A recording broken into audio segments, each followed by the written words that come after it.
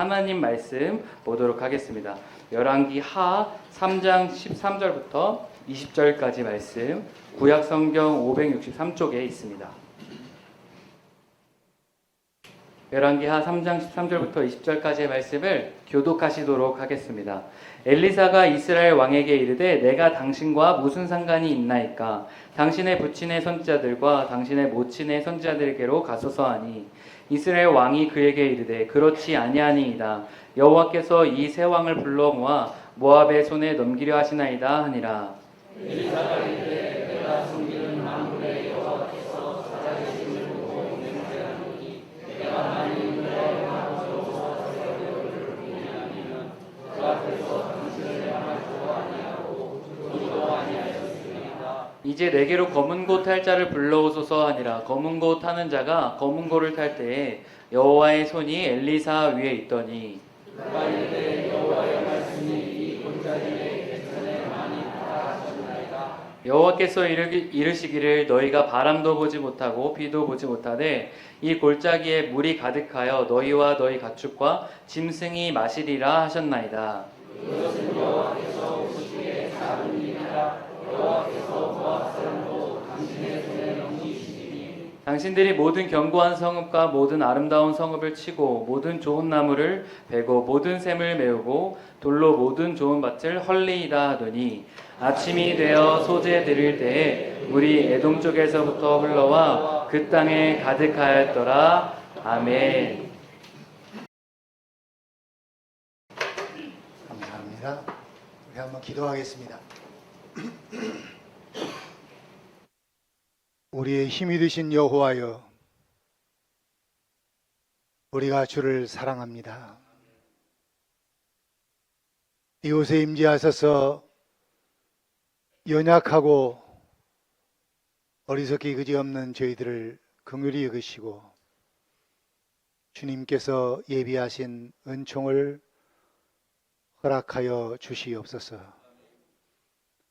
우리 기쁨의 교회를 담임하고 있는 우리 마영조 목사님에게 주님의 은총이 함께 하셔서 이 시간도 그 심령이 강해지게 하시고 그 영혼이 물된 동산처럼 될 수 있도록 은총을 더하여 주시기 원하오며 새 힘을 얻어서 양떼들을 이끌고 가기에 부족함이 없도록 은총을 내려 주옵소서.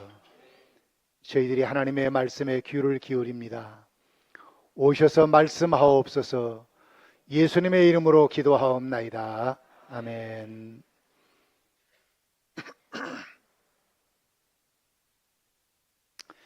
이스라엘의 왕 중에 아주 왕명 높은 왕 하면 아합을 들 수 있지요. 아합 왕은 그렇게 이스라엘 백성들의 마음을 하나님에게서 바알과 아세라 쪽으로 기울게 만들었던 장본인입니다. 그런데 국력은 상당히 신장이 되어 있었습니다.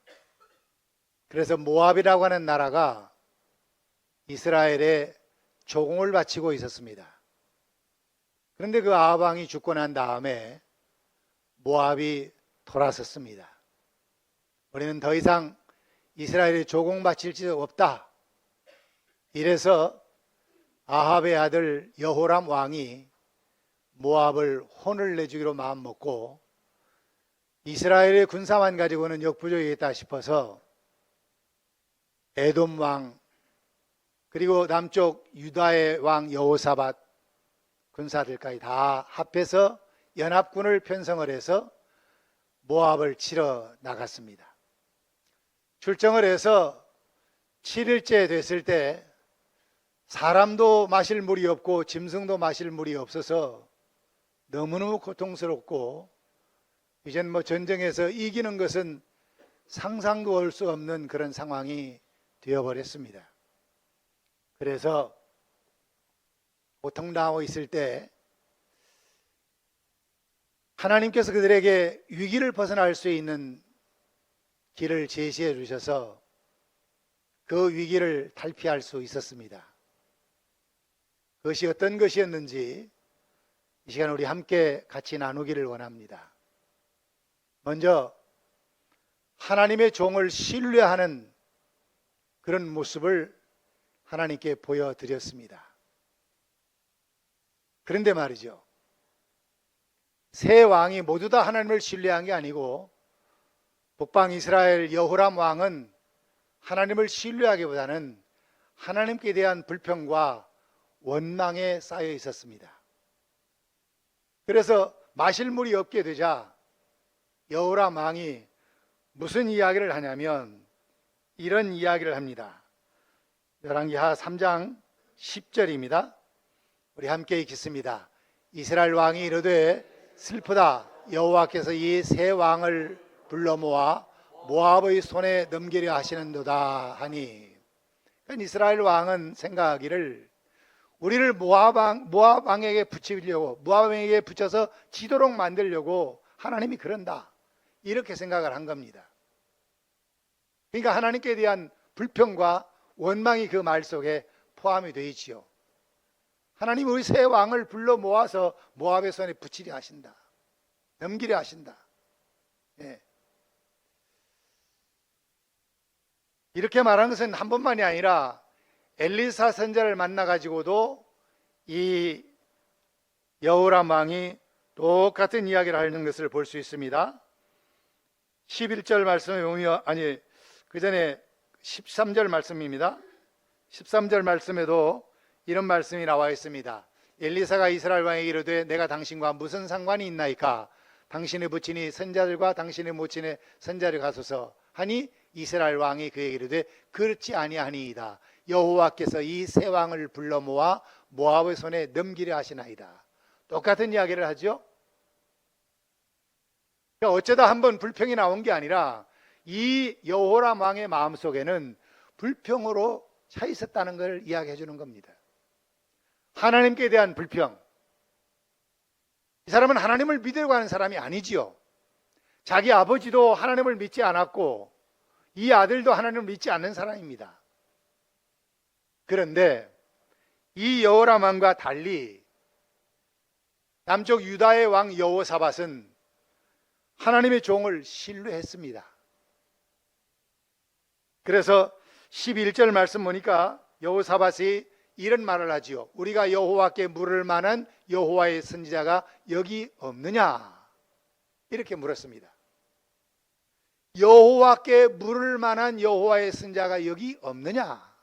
이 말은 무슨 말이냐면 하나님의 선지자가 하나님의 말씀을 우리에게 전해줄 텐데 그 선지자를 좀 찾고 싶다. 그래서 선지자를 찾아서 자문을 구하고자 하는 그런 마음을 갖고 있었던 것입니다. 그랬더니 여호람 왕의 신하 중에 한 사람이 있기는 있습니다. 그게 누구냐면 엘리야 선지자에게 물을 붓던, 엘리야 선지자의 손에 물을 붓던 엘리사 선지자가 있습니다. 엘리사가 있습니다. 그랬습니다. 그랬더니 여호사밧이 뭐라고 말합니까? 거기 12절 말씀 보시면 읽습니다. 여호사밧이 이르되 여호와의 말씀이 그에게 있도다 하는지라. 이에 이스라엘 왕과 여호사밧과 에돔 왕이 그에게로 내려가니라. 여호와의 말씀이 그에게 있도다. 이 말 속에는 엘리사가 지니고 있는 신적인 권위를 인정하는 말이고, 또한 엘리사가 해주는 말이 하나님의 말씀이로 온전하게 부족함이 없다라는 그런 이야기를 하고 있는 것입니다. 말씀을 전적으로, 엘리사 선지자가 전해주는 말을 나는 전적으로 신뢰하겠다, 이런 표현입니다. 그러니까 여호람 왕과 여호사밧 왕의 차이가 크지요. 두 사람 사이에 차이가 크지요. 하나는 하나님께 대한 원망, 하나님 우리를 죽이시려고 우리를 이곳으로 몰아넣었다, 이렇게 말하는가 하면, 이 엘리사 선지자를 찾는 여호사밧은 하나님의 말씀이 바로 엘리사 선지자에게 있다, 물어보자, 이렇게 나온 것입니다. 사랑하는 여러분, 하나님의 종을 신뢰하게 되면 형통하게 된다고 성경은 말씀하십니다. 역대하 20장 20절 말씀 보실까요? 이에 백성들이 아침에 일찍 일어나서 드거와 들로 나가니라. 나갈 때 여호사밧이 서서 이르되 유다와 예루살렘 주민들아 내 말을 들을지어다. 너희는 그 다음 읽습니다. 너희 하나님 여호와를 신뢰하라. 그리하면 견고히 서리라. 그의 선지자들을 신뢰하라. 그리하면 형통하리라 하고. 자, 하나님의 선지자들을 신뢰하라. 그러면 어떻게 되리라? 형통하리라 말씀했어요. 하나님의 종을 신뢰하면 형통케 되어집니다. 물론 하나님의 종이 완벽할 수는 없습니다. 하나님의 종들도 여러 가지 실수를 하고 부족한 면들이 있습니다. 하지만 그럼에도 불구하고 하나님이 그 종을 세우셨고 그 종을 통해서 하나님이 역사하신다는 것을 믿고 의지하고 나가는 자에게는 하나님의 복이 임하지만, 하나님이 세우신 종들을 고라 일당들처럼 무시하고 나갈 때 거기에는 엄청난 고통들이 따를 수 있다는 것을 기억하시기 바랍니다. 하나님은 하나님과 그 종을 신뢰하는 자를 사랑하셔서 위기에 방치해 두지 않으시는 것입니다. 위기를 벗어날 수 있도록 해주십니다. 두 번째로 그들이 위기를 벗어날 수 있는 방법은 말씀에 따라 개천을 팠던 것입니다. 엘리사는 이렇게 이야기했습니다. 16절 말씀입니다. 우리 같이 읽습니다. 그가 이르되 여호와의 말씀이 이 골짜기에 개천을 많이 파라 하셨나이다. 엘리사 선지자가 세 왕들에게 하는 이야기입니다. 우리 하나님의 말씀이 뭐라고 말씀하시냐면 이 골짜기에 개천을 많이 파라고 하셨다. 그러면 문제를 해결할 수 있다, 위기를 벗어날 수 있다라는 것을 이야기해 준 것입니다. 자기 말로 말하지 않았어요. 그냥 이 골짜기에다 개천을 많이 파세요 이렇게 그냥 말해주지 않았습니다. 하나님의 말씀이 이 골짜기에다 개천을 파라고 하셨습니다. 하나님의 말씀을 전해 주었습니다. 하나님의 종들은 하나님의 말씀에 붙잡혀서 사는 사람들입니다. 하나님의 말씀을 전하는 사람들입니다. 그래서 하나님의 말씀 앞에서는 하나님의 종들은 뜹니다. 하나님이 어떻게 말씀하실까에 귀를 기울입니다. 엘리사도 마찬가지입니다. 엘리사 선지자는 하나님의 말씀 중심의 삶을 살고 있는 사람이고 하나님의 말씀을 중심으로 삶을 살 것을 격려하고 있습니다. 여러분과 저는 개혁주의 신앙 원리에 따라 사는 사람들입니다. 개혁주의 신앙은 성경에 철저하게 바탕을 둔 그런 신앙입니다. 개혁주의 신앙의 신앙 원리는요, 세 가지예요. 하나님 중심, 성경 중심, 교회 중심입니다. 그런데 이렇게 하나님 중심, 성경 중심, 교회 중심으로 살게 되면 하나님은 형통케 하십니다. 믿으십니까? 자, 우리 지난 주일에 우리가 살펴보았던 요셉이라는 사람이 있잖아요. 요셉이 하나님 중심으로 살았습니다. 보디발의 아내가 성적인 유혹을 할 때에 그 앞에서 뭐라고 말했습니까? 내가 어찌 이 큰 악을 행하여 여호와께 죄를 짓겠습니까? 안 됩니다. 하나님께 내가 죄를 지을 수 없습니다. 이러면서 거절했잖아요. 하나님 중심의 삶을 산 사람입니다. 그런데 이런 요셉을 하나님이 축복하셔서 그가 형통한 자가 되도록 만드셨다고 창세기 39장 3절에 말씀합니다. 하나님 중심으로 사는 자에게는 형통케 하시는 복이 임하는 줄을 믿습니다. 두 번째로 성경 중심으로 사는 자에게도 형통케 하시는 복이 임합니다. 시편 1편에 우리가 잘 아는 말씀, 복 있는 사람은 악인의 꾀를 좇지 아니하며 죄인의 길에 서지 아니하며 오만한 자의 자리에 앉지 아니하고 오직 여호와의 율법을 즐거워하여 그 율법을 주야로 묵상하는 자로다. 하나님의 말씀을 즐거워하고 하나님의 말씀을 주야로 묵상하는 자다. 근데 그런 사람은 어떻게 되느냐? 그는 시냇가에 심은 나무가 씨를 쫓아 과실을 맺으며 잎사이가 마르지 않는 것처럼 그 하는 모든 일들이 형통하게 된다. 이렇게 말씀하지요. 성경 중심으로 살게 되면 형통하게 되어지는 줄을 믿습니다. 또 시편 122편 6절에 보면 교회 중심으로 사는 자에게 형통하게 하신다고 하나님은 말씀하세요. 시편 122편 6절을 뭐라고 말씀하냐면 이렇게 말씀합니다. 예루살렘을 위하여 평안을 구하라. 예루살렘을 사랑하는 자는 형통하리로다. 예루살렘은 교회를 대표하는 것입니다. 성전이 있는 곳입니다. 성전이 있는 예루살렘을 사랑하는 자 형통할 것이다. 교회 중심으로 사는 자 형통할 것이라는 거죠. 그래서 우리 기쁨의 교회 성도 여러분들도 하나님 중심으로 살고 성경 중심으로 살고 교회 중심으로 사는 여러분들 모두가 되시기를 주님의 이름으로 축원합니다. 그러면 개천을 파라고 말씀하셨는데 개천을 어떻게 파라고 말씀하시는지 봅시다. 하나님께서 위기를 타개할 수 있는 방법 말씀하십니다. 16절 말씀 다시 봅니다. 16절입니다. 그가 이르되 시작. 그가 이르되 여호와의 말씀이 이 골짜기에 개천을 많이 파라 하셨나이다. 개천을 어디다 파라고요? 골짜기에다. 골짜기에다 개천을 파십시오. 파라. 그런데 어떤 골짜기예요? 그걸 잘 아세요? 어느 골짜기에다가?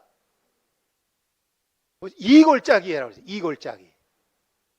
이 골짜기는 지금 그 세 나라의 군사들이 지금 야영을 하고 있는, 주둔하고 있는 바로 그곳 골짜기입니다. 그 골짜기에다가 개천을 파라. 이렇게 말씀합니다. 지금 우리가 있는 그곳이 바로 우리가 개천을 파야 할 곳입니다. 다른 거 찾고 넘보지 말고 내가 지금 있는 이곳을 내가 바라보면서 여기다가 내가 개천을 파야 되겠다 생각을 하고 개천을 파야 합니다. 하나님이 지시하시는 곳에서 순종하는 것이 필요하죠. 예수님께서 베드로에게 깊은 곳으로 가서 고기를 잡으라고 말씀하실 때 베드로는 예수님의 말씀에 따라서 다른 곳이 아닌 깊은 곳으로 갔습니다. 얕은 곳으로 가서 이곳저곳 돌아보지 아니하고 깊은 곳으로 갔어요. 지금 현재 주어진 상황에서 믿음을 보이며 최선을 다하는 자세가 필요한 것입니다. 지금 주어진 상황 환경에서 최선을 다하지 않는 자는 다른 곳에서도 최선을 다할 가능성이 희박합니다. 지금 나에게 주어진 여건 속에서 내가 최선을 다하지 않는다는 다른 어떤 여건을 자꾸만 찾는 자야, 그 다음도 최선을 다할 수가 없습니다. 내게 주어진 여건이 어렵고 힘들고 고통스럽고 그렇게 보인다 하더라도 여기서 최선을 다하면 하나님이 역사해 주실 줄로 믿습니다.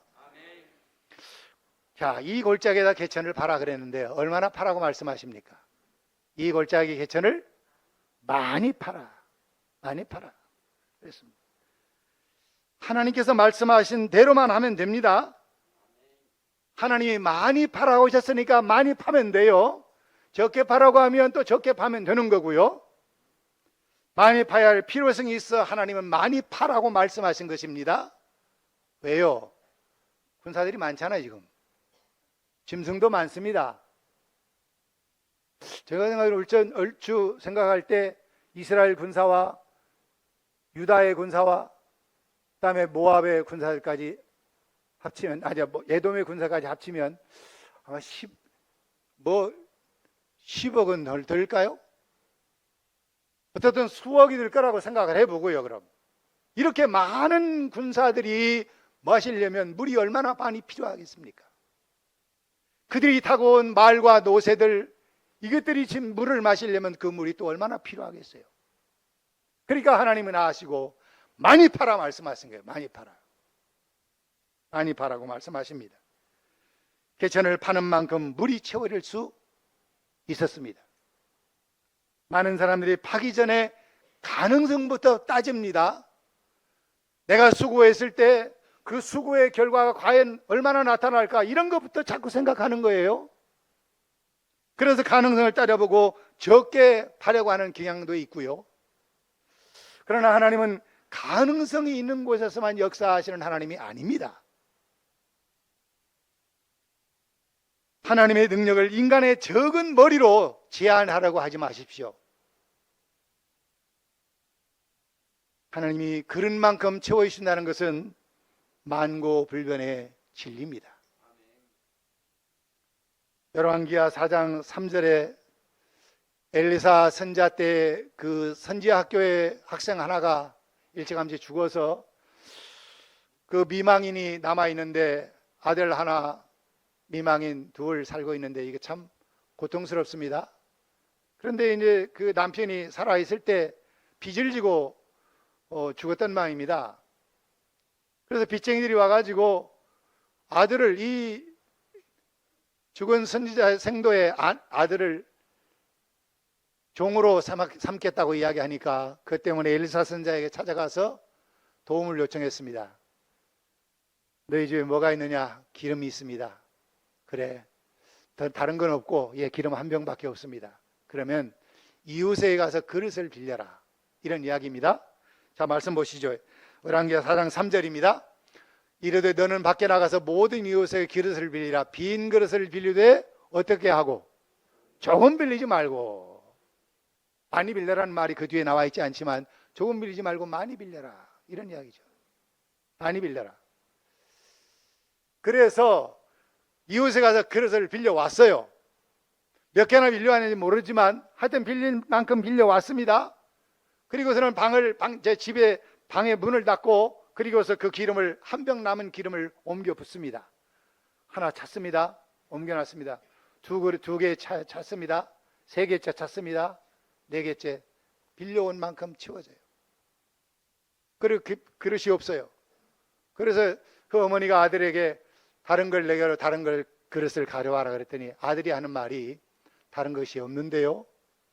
그러자 기름이 곧 그쳤어요. 더 이상 기름병을 기울여 봐도 기름이 나오지 않다라는 이야기입니다. 하나님은 하나님의 놀라운 능력으로 역사하시는 그 은사들을 낭비하게 하시는 하나님이 아니거든요. 그러니까 기름이 낭비되지면 안 되잖아요. 박셔 부었는데 그 기름병을 기울였더니 계속 기름이 나와서 쏟아져 없어지고, 그렇게 되는 걸 하나님이 원치 않으신 거죠. 그러니까 하나님은 하나님의 은사를, 하나님의 은혜를 부어주시되 그 은혜가 헛되지 않도록 하시는 하나님이세요. 그렇기 때문에 그릇을 적게 빌린 사람은 적게 빌린 만큼밖에 채우지 아니하고, 많이 빌린 사람은 많이 빌린 만큼 채워지게 되는 줄을 믿습니다. 이스라엘 백성들이, 아니 유다 사람들이, 그리고 에돔 사람들이 개천을 파는데 개천을 조금밖에 안 팠으면 물은 조금밖에 고이지 않았을 것입니다. 많이 팠으면 많이 고였을 것이고요. 자, 그런데 어떻게 파라고 말씀하시는지 한번 보실까요? 자, 개천을 팔 때 한두 사람이 개천을 파면 개천은 조그만 실개천밖에 안 될 것입니다. 많은 사람이 붙어서 파게 되면 아주 커다란 개천이 될 것입니다. 그리고 많은 개천이 될 것입니다. 그러니까 여러 사람들이 나누어서 개천을 파게 될 때 곳곳에 개천들이 생기는 거죠. 그래서 우리는 하나님의 은혜를 기대하면서 힘을 모아 일할 때 한두 사람이 하려고 하지 말고 여러 사람이 같이 붙어서 일을 하게 되면 많은 하나님의 은총들을 힘내게 될 것을 믿습니다. 자, 마태복음 18장 19절 20절 말씀 보면 진실로 다시 너희에게 이르노니 너희 중에 두 사람이 땅에서 합심하여 무엇이든지 구하면 하늘에 계신 내 아버지께서 그들을 위하여 이루게 하시리라. 합심해서 구하면, 힘을 합해서 구하면, 그 말인데 이 말은 헬라 원어에는 심포네어라고 하는 말로 되어 있습니다. 합심한다는 말이 심포네어라는 말, 그 심포네어라고 하는 말에서 영어의 심포니 오케스트라라고 할 때 그 심포니가 나온 겁니다. 교향악이 되는 거죠. 그런 많은 악기들이 있습니다. 그 악기들이 제각각 다른 소리를 내면 그는 화음이 되질 않지요.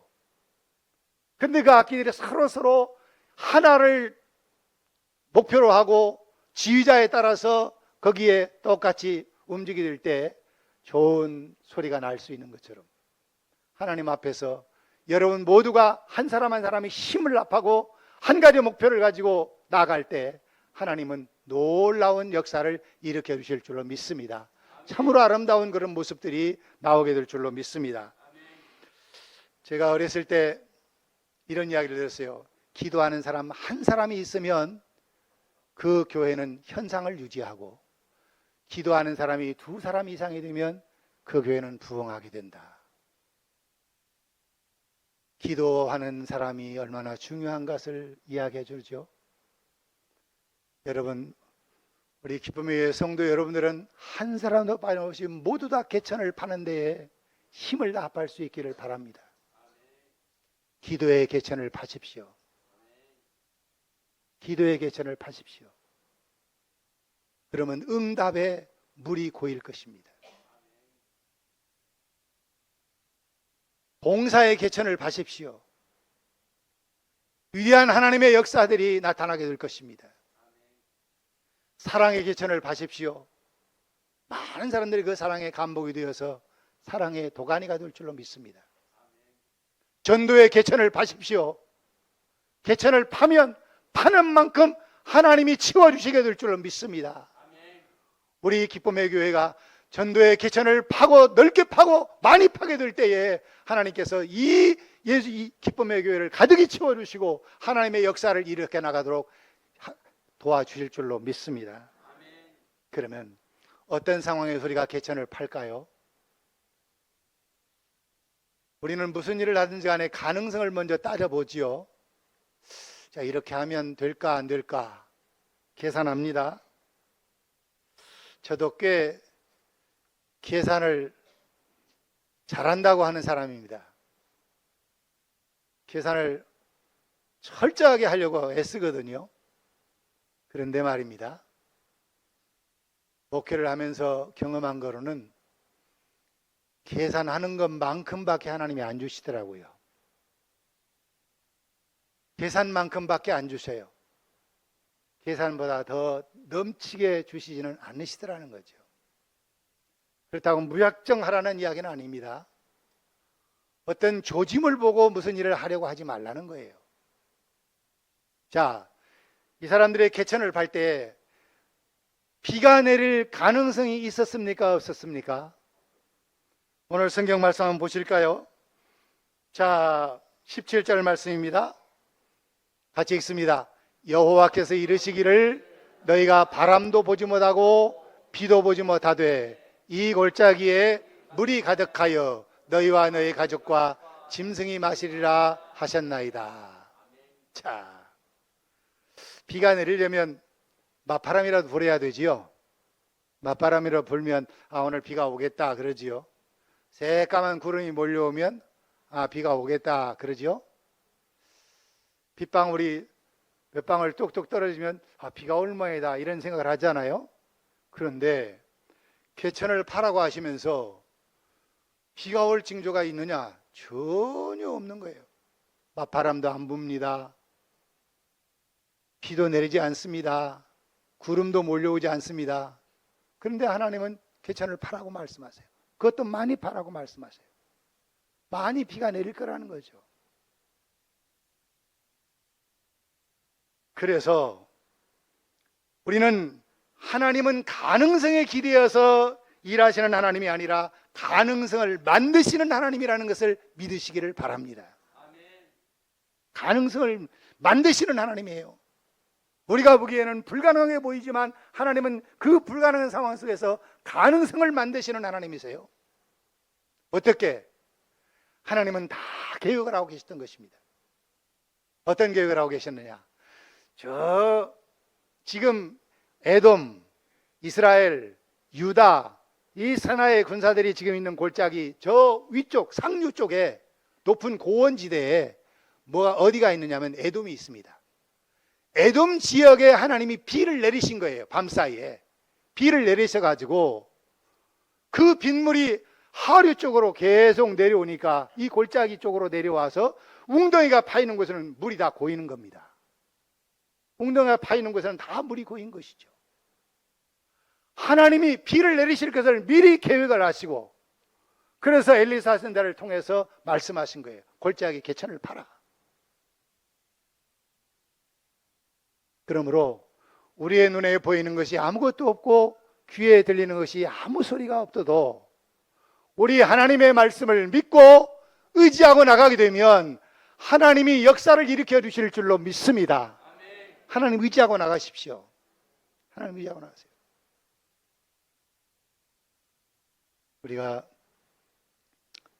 불가능해 보여도 믿고 의지하고 나가면 하나님이 역사를 이루시는 것입니다. 자, 세계 역사에 영적 흐름을 바꿔놓는 일이 있었습니다.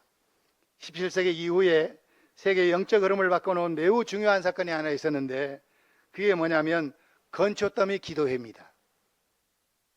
1806년에 미국의 윌리엄스 칼리지에서 있었던 건초더미 기도회인데요. 그게 무슨 내용이냐면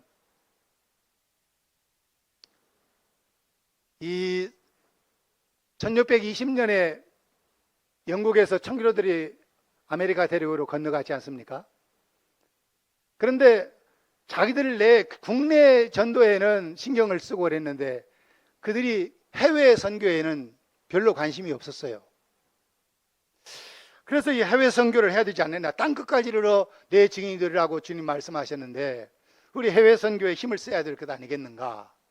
그래서 그런 열정을 가지고 있는 사람들이 모이게 된 학생들이 있었습니다. 이 윌리엄스 칼리지에, 윌리엄스 대학에 사무엘 밀스라고 하는 이 학생을 비롯해서 5명의 학생들이 세계 선교를 꿈꾸고 기도하기 시작했습니다. 그런데 어느 날 1806년 8월 초 토요일입니다. 그들이 기도하기 위해서 나무그늘 밑에서 기도하기로 하고 모였는데 갑자기 소나기가 내려서 이들이 자리를 옮겨서 옆에 있는 건초더미가 쌓여져 있는 곳에 들어가서 거기서 기도를 합니다. 열심히 기도했습니다. 뜨겁게 기도했습니다. 한참 기도하고 났더니 구름이 다 사라지고 날이 확 갰습니다. 기도를 마치고 난 이 젊은이들 심령 속에 놀라운 영적인 부흥이 일어났습니다. 그래서 그들이 그 다음 주부터 계속해서 건초더미에 모여서 기도하기 시작했습니다. 해외 선교를 꿈꾸고. 그런데 그 기도회, 이 건초더미 기도회가 1년 동안 지속이 됐어요. 1807년까지 지속했는데 그 기도회의 그 영향이 이제 나중에 확산되어서 미국 전역에 해외 선교에 대한 꿈들을 가지고 이 해외 선교를 꿈꾸고 또 지원하는 사람도 생기고, 그래서 그 기도회의 영향으로 결국에 나중에 조선 땅에 선교사들이 많이 오게 됐습니다. 보십시오. 별거 아닌 것처럼 보이지만 골짜기에 개천을 파는 이런 일을 하게 되었을 때에 하나님께서 상상하지 못했던 일들을 버리시고 은혜의 빗물을 가득하게 채워주셔서 위기를 벗어날 수 있도록 하신 하나님 아니십니까? 우리 기쁨의 교회도 아까 말씀드린 대로 기도의 개천 열심히 팝시다. 사랑의 개천을 열심히 팝시다. 전도의 개천을 열심히 팝시다. 봉사의 개천을 열심히 파고, 그러면 우리 하나님께서 가득히 은혜의 빗물로 채워주시는 역사가 일어나게 될 줄로 믿습니다. 기도하십시다. 은혜로우신 하나님, 오늘 이곳에 모인 주의 백성들에게 주신 말씀 마음속에 깊이 간직하며 살아갈 수 있도록 도와주시옵소서. 우리의 눈에 아무것도 보이지 않고 우리의 귀에 아무 소리 들리지 않아도 하나님의 말씀이라면 그 약속을 믿고 순종하며 나아가되 온전히 순종하는 자들이 다 되게 하여 주시옵소서. 우리 기쁨의 교회가 기도의 개천을 많이 파게 하여 주시옵소서. 사랑의 개천을 많이 파게 하시고 봉사의 개천을 많이 파게 하시고 전도의 개천을 많이 파게 해 주시어서 이곳이 가득 하나님의 은혜로 차고 넘칠 수 있는 역사가 일어나게 하옵소서. 예수님의 이름으로 기도하옵나이다. 아멘.